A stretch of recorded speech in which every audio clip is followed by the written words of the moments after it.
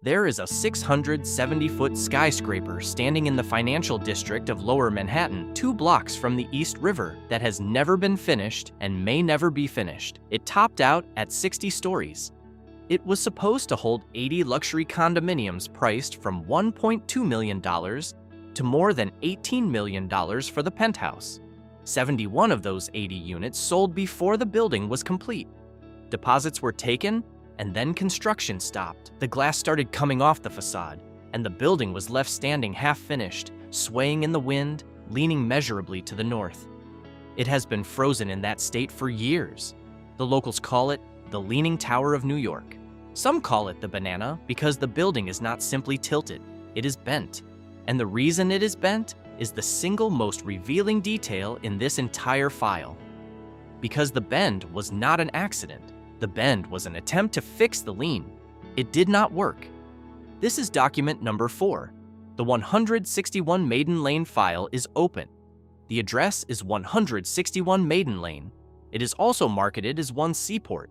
The developer was Fortis Property Group, which acquired the site in 2013 for $64 million and planned a condominium sellout of $272 million. The architect was Hill West Architects. The structural engineer was WSP Global, the same firm, and I want you to note this, that is currently a named defendant in the lawsuit over the cracking facade at 432 Park Avenue, which is file number 2 in this series. The original general contractor was an Italian firm called Pizzarati. Construction began in 2015, and the story of what went wrong begins underground, before a single floor was poured, with a decision about the foundation. Every major skyscraper in the financial district of Manhattan is built the same way. The bedrock in that part of the island sits roughly 50 feet down, beneath a layer of landfill that has been accumulating along the East River shoreline since the 18th century. The standard technique, used since the late 1800s, is to drive steel piles down through the landfill and into the bedrock, so the building's weight rests on solid rock rather than on compressible fill. Every tower around 161 Maiden Lane was built on driven piles to bedrock. It is not an exotic technique, it is the default. It is how you build tall on a Manhattan waterfront. According to the lawsuit later filed by the contractor, Fortis did not do that. Instead of driving piles to bedrock, the developer chose a method called soil improvement, sometimes called jet grouting, which involves injecting grout into the soil to stiffen it, creating a firmer base without going all the way to rock. According to reporting on the litigation, this choice saved Fortis roughly $6 million, around 2.2% of the overall construction cost. The geotechnical firm that originally studied the site, RA Engineering, had recommended driving piles to bedrock and had declared that with a pile-driven foundation, the building settlement and movement would be negligible. The piling route was the recommended route. The soil improvement route was the cheaper route.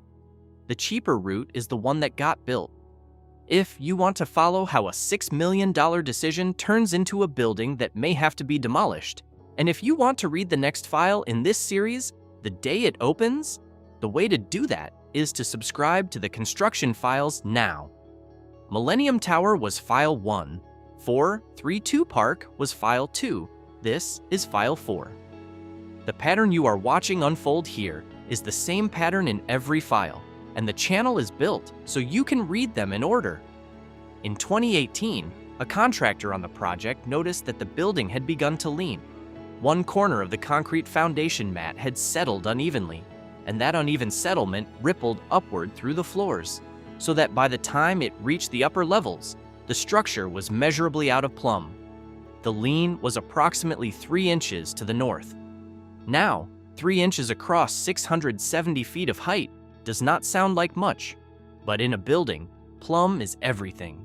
The elevators run in vertical shafts that must be vertical. The glass curtain wall is fabricated in flat panels designed to hang on a structure that is straight up and down. The plumbing, the doors, the floor slabs all assume the building is vertical. When the structure goes 3 inches out of plumb, the glass panels stop fitting. The anchors that hold them misalign. And on a building this tall, with this much glass, a panel that is not properly anchored is not a cosmetic problem. It is a panel that can fall 600 feet onto a Manhattan sidewalk. This is where the engineering decision was made that gave the building its nickname.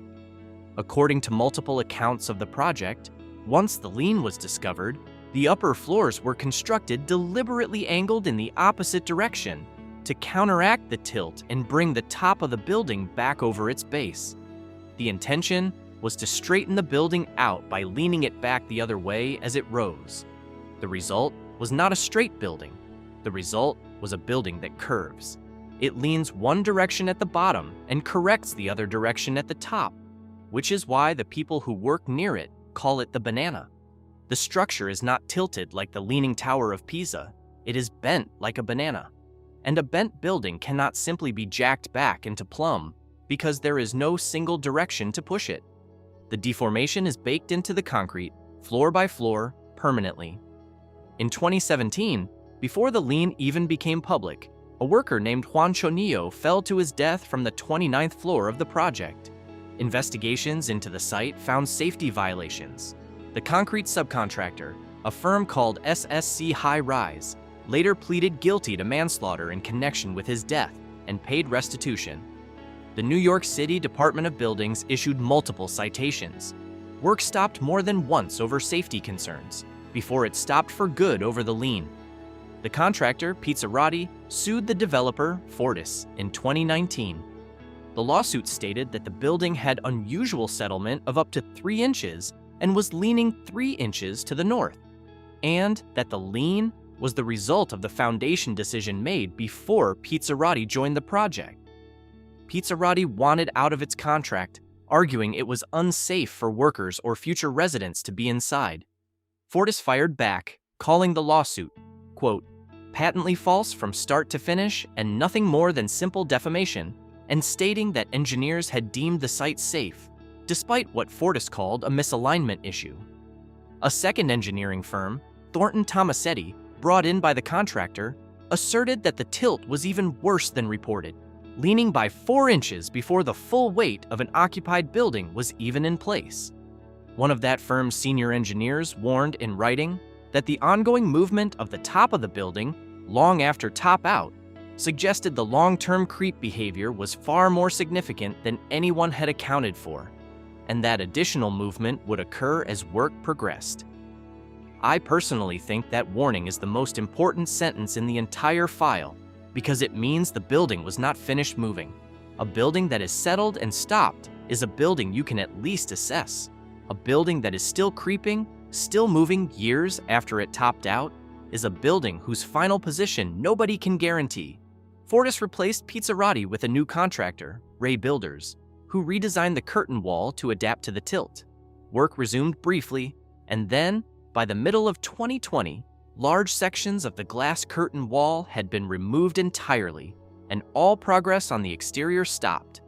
The slosh dampers, the damping systems designed to reduce the building's sway in high wind, were, according to reporting on the project, never installed on the upper floors, which means the half-finished tower has been standing in lower Manhattan, exposed to the wind off the East River, with no system to control its movement, for years.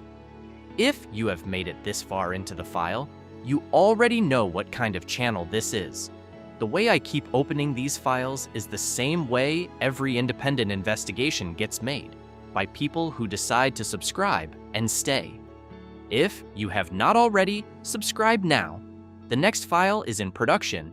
The current state of the building, as of the most recent reporting, is unchanged in every way that matters. The structure is still standing, still incomplete, still leaning, still bent. It is tied up in a web of lawsuits between the developer, the former contractor, the lenders, and the buyers who put deposits down on units in a building they may never be able to move into. Engineers consulted on the building have said that any genuine fix, any real underpinning of the foundation to arrest the settlement and correct the lean, would be enormously complex and would cost, in the words of recent reporting, 9 figures. That is at least $100 million to fix a building whose entire planned sellout was $272 million. Multiple observers, including engineers, have suggested the only realistic path forward is full demolition. But demolishing a 60-story reinforced concrete tower in the dense financial district on a footprint that small is itself an enormous and dangerous undertaking that nobody has agreed to pay for. So it stands. It has become, in the words of one real estate executive quoted on the project, one of those symbols of what can go wrong in a project. It was supposed to have beautiful south and east-facing views over the river. Instead, it became the Leaning Tower of New York, a 670-foot monument to a $6 million decision. I personally think one detail closes this file better than any other, and it is this. The geotechnical firm that studied the site at the very beginning, RA Engineering, recommended driving piles to bedrock and stated plainly that with that foundation, the building's movement would be negligible. That recommendation existed. It was on paper, it was the correct answer, and it was available before construction started. The entire catastrophe, the lien, the bend, the removed glass, the dead worker, the manslaughter plea, the lawsuits, the 71 families with deposits on units that do not exist, the building that may have to be torn down before it is ever lived in, all of it flows from the decision to not follow that recommendation in order to save $6 million on a $272 million project. The savings were 2.2%. The cost of those savings was the entire building